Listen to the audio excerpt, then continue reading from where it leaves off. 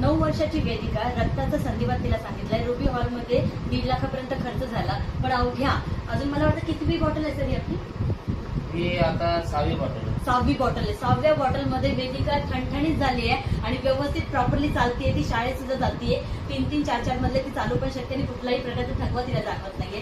तर इतकं. नमस्कार, माझं नाव रेखा सरदे. मी रियांश मेडिकेट प्रायव्हेट लिमिटेड या कंपनीसाठी आरोग्य सल्लागार म्हणून काम करते. युजर आणि प्रमोटर आहे.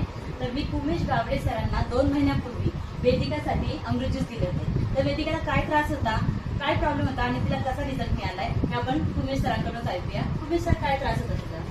तिला अगोदर पूर्ण म्हणजे काय समजतच नव्हतं की आपल्याला काय त्रास आहे. भरपूर डॉक्टर गेले आणि त्यानंतर समजलं की तिला सांधेवात हे आहे.